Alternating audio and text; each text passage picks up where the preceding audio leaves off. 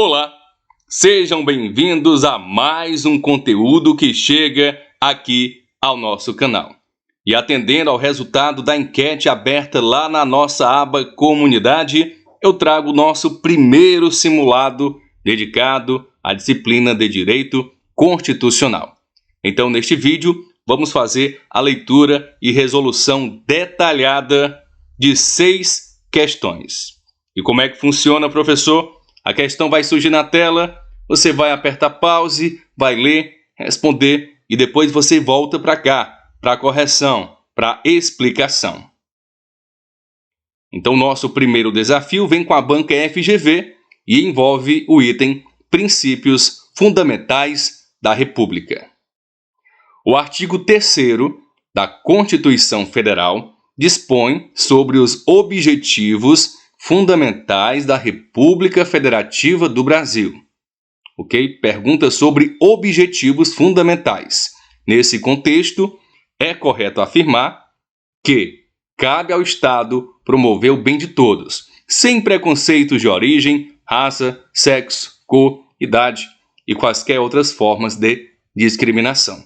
Gabarito da nossa questão, letra B. Então vamos entender um pouquinho mais sobre os tais objetivos fundamentais da nossa República. Eu trago aqui, e são 4. Primeiro, construir uma sociedade livre, justa e solidária. Significa que o Estado deve trabalhar para garantir que todos os cidadãos tenham acesso a direitos fundamentais, como a liberdade de expressão, a igualdade perante a lei e a proteção contra a discriminação. Além disso, a solidariedade é fundamental para a construção de uma sociedade que valorize a cooperação e a ajuda mútua entre seus cidadãos. Um outro objetivo é garantir o desenvolvimento nacional. O Estado deve promover o crescimento econômico, a inovação e a competitividade do país, garantindo que, mais uma vez, todos os cidadãos tenham acesso a oportunidades de emprego e de desenvolvimento pessoal. Erradicar a pobreza e a marginalização e reduzir as desigualdades sociais e regionais. Significa que o Estado deve trabalhar para garantir que todos os cidadãos tenham acesso a serviços básicos como saúde, educação e habitação, e que as desigualdades sociais e regionais sejam reduzidas. E por último, está relacionado ao nosso gabarito, ao nosso enunciado, promover o bem de todos, sem preconceitos de origem, raça, sexo, cor, idade e quaisquer outras formas de discriminação. Então, o Estado deve sim garantir que todos os cidadãos tenham acesso a direitos iguais e que as discriminações sejam combatidas. Aqui abaixo eu trago as fontes que foram utilizadas para a construção da nossa explicação, para justificar o gabarito apontado pela banca. Questão 2 na tela, mais uma questão que chega com a banca FGV, desta vez envolvendo o item partidos políticos. De acordo com a Constituição, é livre a criação, fusão, incorporação e extinção de partidos políticos, resguardados, obviamente, a soberania nacional, o regime democrático, o pluripartidarismo e os direitos fundamentais da pessoa humana. Diante do enunciado, diante das informações, assinale a afirmação correta que está na letra C. É assegurada aos partidos políticos a autonomia para definir sua estrutura interna e estabelecer regras sobre escolha, formação e duração dos seus órgãos permanentes e provisórios. Então, a gente traz aqui o artigo 17 da Constituição, que nos orienta corretamente em relação à questão, em relação ao item que está sendo trabalhado. É livre a criação, fusão, incorporação e extinção de partidos políticos, resguardados a soberania nacional, o regime democrático, o pluripartidarismo, os direitos fundamentais da pessoa humana e observados os seguintes preceitos: caráter nacional, proibição de recebimento de recursos financeiros de entidade ou governo estrangeiros, ou de subordinação a estes, prestação de contas à Justiça Eleitoral e funcionamento parlamentar de acordo com a lei. Só esse trechinho aqui está cheio de detalhes e muitos elementos que podem realmente confundir na nossa cabeça e não tem segredo, é a prática da resolução de questões, a leitura e releitura desses elementos que nos levam a ter um maior domínio do conteúdo. É assegurar aos partidos políticos a autonomia para definir sua estrutura interna e estabelecer regras sobre escolha, formação e duração dos seus órgãos permanentes e provisórios, e sobre sua organização e funcionamento, e para adotar os critérios de escolha e o regime de suas coligações nas eleições majoritárias, vedada a sua celebração nas eleições proporcionais, sem obrigatoriedade de vinculação entre as candidaturas em âmbito nacional, estadual, distrital ou municipal, devendo seus estatutos estabelecer normas de disciplina e de fidelidade partidária. Vamos lá? Questão 3, também com a FGV, desta vez envolvendo organização do Estado.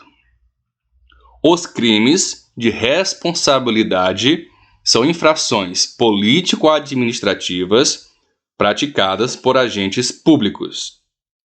Acerca do tema crime de responsabilidade, é correto afirmar que o presidente ficará suspenso de suas funções nos crimes de responsabilidade após a instauração do processo pelo Senado Federal. Gabarito da nossa questão, letra D. A gente traz o artigo 86 para a gente entender um pouquinho mais esses elementos e fazer aquela releitura essencial. Admitida a acusação contra o presidente da República por 2/3 da Câmara dos Deputados, será ele submetido a julgamento perante o STF nas infrações penais comuns ou perante o Senado Federal nos crimes de responsabilidade. O presidente ficará suspenso de suas funções, nas infrações penais comuns, se recebida a denúncia ou queixa-crime pelo STF, os crimes de responsabilidade, após a instauração de processo pelo Senado Federal, reforçando o nosso gabarito, se decorrido o prazo de 180 dias o julgamento não estiver concluído, cessará o afastamento do presidente, sem prejuízo do regular prosseguimento do processo. Enquanto não sobrevier sentença condenatória nas infrações comuns, o presidente da República não estará sujeito à prisão. O presidente da República, na vigência de seu mandato, não pode ser responsabilizado por atos estranhos ao exercício de suas funções.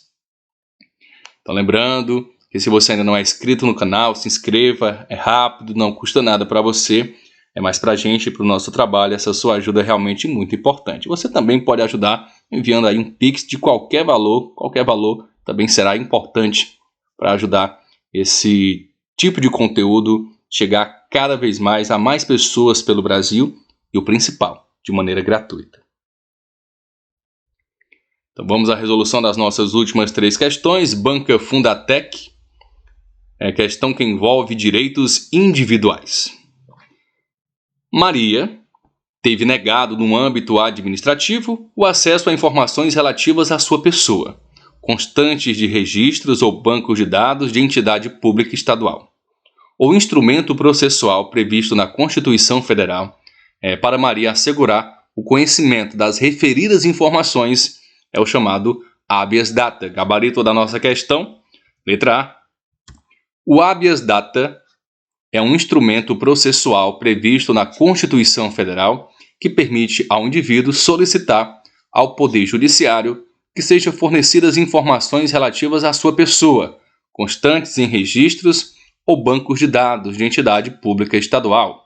Essa ação é destinada a proteger o direito do cidadão em ter conhecimento de informações sobre ele mesmo e a retificar dados que sejam falsos ou inexatos. Para que o habeas data seja admitido, é necessário que o indivíduo tenha esgotado as vias administrativas para obter as informações desejadas. Além disso, é preciso que o pedido seja feito por um cidadão brasileiro e que o objetivo seja proteger o direito à intimidade e à liberdade de informação. O habeas data é um remédio constitucional fundamental para proteger a esfera íntima dos indivíduos contra abusos do Estado e garantir o direito à informação. Lembrando que entidade pública, o estadual aqui não se refere aos estados, às federações, e sim ao Estado como um todo. O habeas data é uma ferramenta importante para que os cidadãos possam ter acesso a informações que lhe dizem respeito e corrigir erros ou inexatidões em registros públicos. Vamos lá, penúltima questão com a banca Ibert, envolvendo mais uma vez princípios fundamentais da República. De acordo com os primeiros artigos da Constituição de 88, o princípio que constitui um dos fundamentos da República Federativa é a cidadania, gabarito da nossa questão, letra C. Então vamos trazer os elementos presentes lá nos primeiros artigos da Constituição.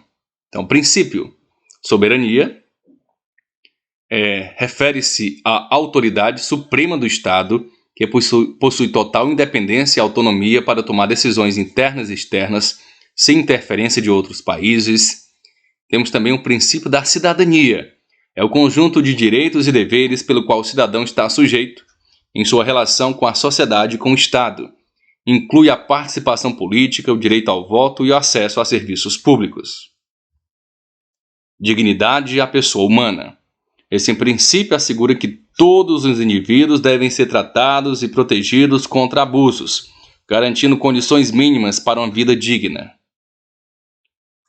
Os valores sociais do trabalho e da livre iniciativa. Esse fundamento valoriza o trabalho como meio de realização pessoal e construção social, bem como reconhece a importância da liberdade econômica dentro dos limites da lei. E temos aqui o pluralismo político. É um compromisso com a diversidade de ideias e opiniões políticas, assegurando um ambiente democrático onde diferentes correntes de pensamento possam coexistir e ser apresentadas. Então, gabarito da nossa questão e explicação apresentadas. Vamos lá para o nosso último desafio, que vem com a banca IBAD, envolve o mesmo elemento, o mesmo conteúdo. Considere as medidas abaixo listadas. Obrigação de permanência em localidade determinada, intervenção nas empresas de serviços públicos, restrições aos direitos de sigilo de correspondência. Então, tem esses três elementos presentes e vem a pergunta: quais dessas medidas podem ser tomadas apenas em casos de decretação de estado de sítio? Então, a gente vai gabaritar aqui na letra E apenas os itens 1 e 2. Obrigação de permanência em localidade determinada e intervenção nas empresas de serviços públicos. Embora esteja listado aqui como princípios fundamentais, é um erro, tá? Na verdade, é o elemento defesa do Estado e das instituições democráticas. É o elemento dessa questão, defesa do Estado. Tá bem? E não princípios fundamentais. Então, o que é que eu tenho no artigo 139? Na vigência do estado de sítio, decretado com fundamento no artigo 137, só poderão ser tomadas contra as pessoas as seguintes medidas. Olha aí. A obrigação de permanência em localidade determinada, detenção em edifício não destinado a acusados ou condenados por crimes comuns, restrições relativas à inviolabilidade da correspondência, ao sigilo das comunicações, à prestação de informações e à liberdade de imprensa, radiodifusão e televisão, na forma da lei, suspensão da liberdade de reunião, busca e apreensão em domicílio, intervenção nas empresas de serviço público e requisição de bens. Então, atenção aqui. As restrições ao direito de sigilo de correspondência estão relacionadas ao estado de defesa e não ao estado de sítio. É importante ter atenção a esses dois elementos presentes na nossa disciplina. Eu espero que você tenha entendido. Um abraço especial para os membros do nosso canal. E se você não é inscrito, se inscreva. Não deixe de comentar, dar o seu feedback, a tua opinião, a tua sugestão. Aquele abraço. Valeu!